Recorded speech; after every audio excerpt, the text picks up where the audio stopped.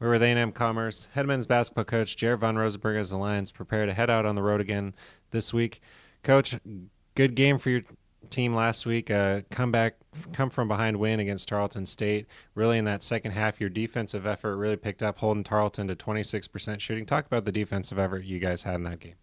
Well, we're still trying to be more consistent with it from game to game, half to half. It was the good thing about that game against Tarleton is we had, obviously they had us up against the ropes and we kind of had our backs to the wall, and we were able to come out and respond in that second half, and string together stops and scores. And when you're down double digits like we were, there's not one special play that's going to get you back in the game. It's consistently how you execute on both sides of the floor, and it's good to see our guys. I'm happy for them, obviously, and just happy for our group to put 20 minutes together defensively and play really well to help us get that win. Yeah, and also offensively in that second half, Tyree Robinson 8 for 8. That earned him LSC Offensive Player of the Week this week. Willie Rooks had a really good second half in that game. Your team seems to be able to find a second gear when their backs are against the ropes. Is there anything that you put in that, or what makes the team able to find that second gear?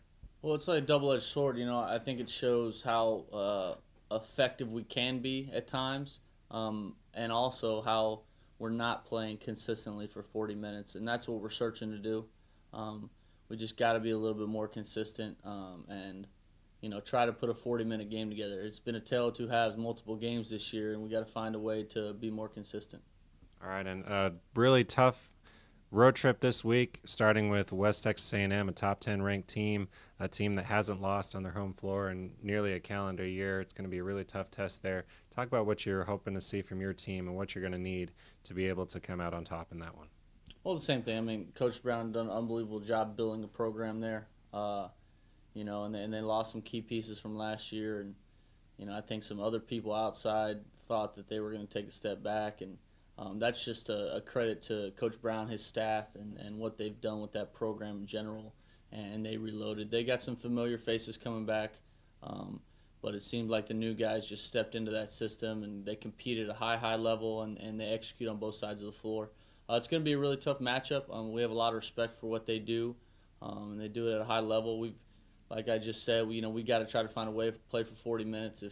If we don't come out early and really compete, that they can run away from you. They have that ability. So we're going to prepare like we always do, and we're going in there planning on winning, as I'm sure they are. And then, my ideal situation is that we compete for 30, 35, 36 minutes, and we're in striking distance in that last 4 minutes, and then we just try to make a few more plays than they do.